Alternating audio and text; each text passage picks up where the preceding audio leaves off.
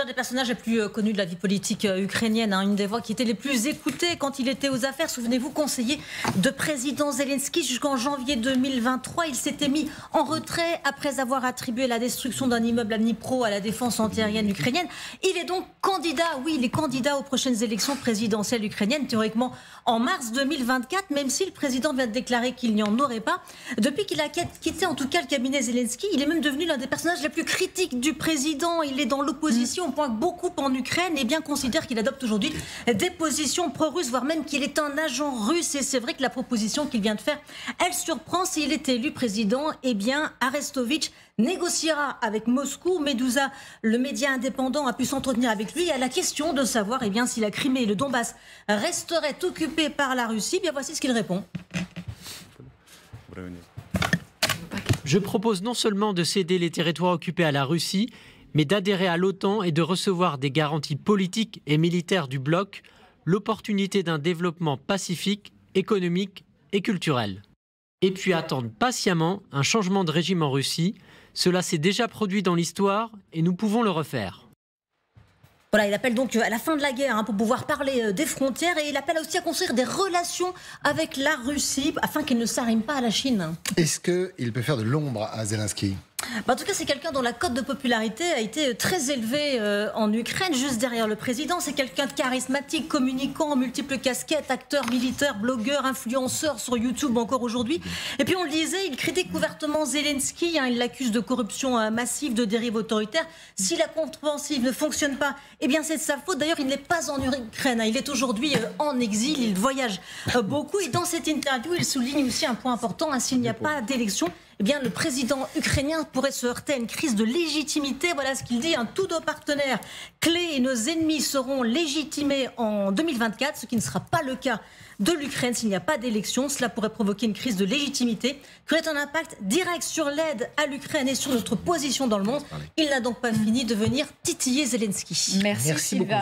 Tétiana, votre avis, et je vous donne la parole juste après Marc-Semo, sur justement cette proposition de candidature. Est-ce qu'il peut faire du mal à Zelensky? Parce qu'il le dit même, même avant la guerre, moi j'étais juste derrière lui en termes de cote de popularité.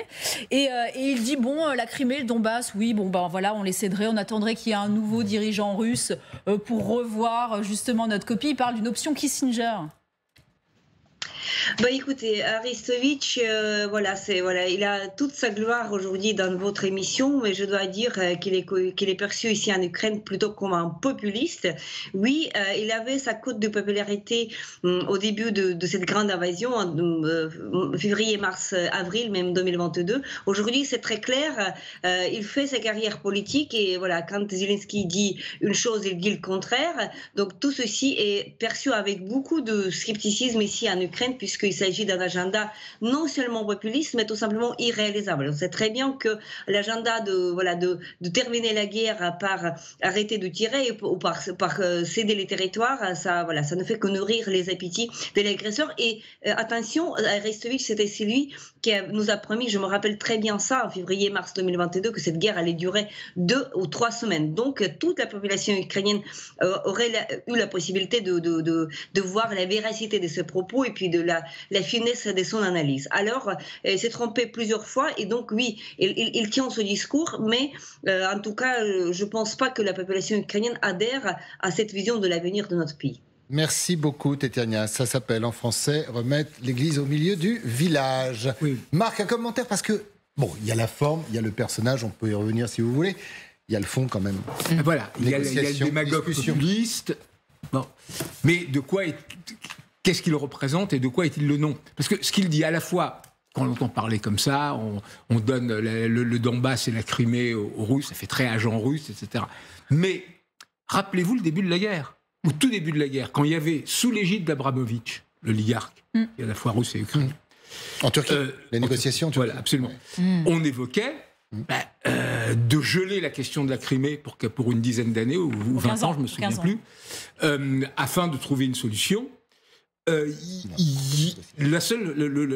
vraie différence, c'est que depuis, il y a eu des dizaines de milliers de morts en Ukraine, et est-ce que ces morts sont morts en vain? Donc c'est aussi pour ça que tout ce qu'il dit là est inacceptable pour les Ukrainiens, à moins que justement cette fatigue de la guerre ne devienne plus fort. Parce que si on regarde à fond, l'idée clé de ça serait échanger des pertes territoriales. Après tout, la Géorgie a perdu plus ou moins 20% de son territoire, la Moldavie, idem avec la Transnistrie, etc. etc. C'est échanger des pertes de territoire, alors qu'on ne reconnaîtra jamais, contre l'entrée dans l'OTAN. Et la sécurité de l'OTAN, qui est en ouvrant après peut-être qui découle. Le dossier. C'est là où me dire que l'OTAN ne peut pas ouvrir à un pays en guerre. Il y a un précédent. Non, mais c'est Poutine qui va s'y opposer. Attends, mais justement, c'est ça la question. Est-ce qu'il est là où la chose peut faire mal dans l'opinion?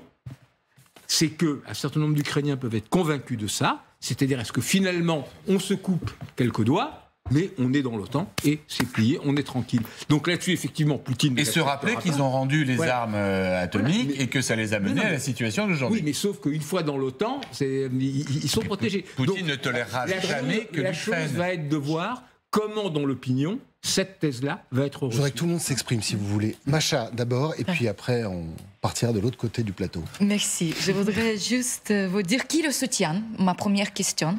Parce qu'il est vrai qu'à partir de l'invasion russe en Ukraine de l'année dernière, il est devenu très, très, très populaire sur les chaînes YouTube. Moi, je l'ai regardé. Par contre... Derrière Zelensky, en termes de popularité... Tout à fait. Il était consultant dans le office de président, non officiel d'ailleurs. Non officiel, c'était pas... Sur le fond. Et pas de Zelensky directement d'ailleurs. Oui, pas exactement, il n'a pas parlé. En fait, je voudrais juste... Oui, ce qu'il dit, il dit que ce que des gens veulent attendre aujourd'hui, il me semble, ceux qui sont fatigués, par exemple. Il dit exactement... ça s'entend aujourd'hui en Ukraine, ce qu'il dit. Ou ça pas s'entend... Non. Ça dépend. Ouais, ça dépend. Non, c'est assez partagé, mais je pense que c'est plutôt... Non, on ne soutient pas lui de ce côté-là, mais il y a plutôt...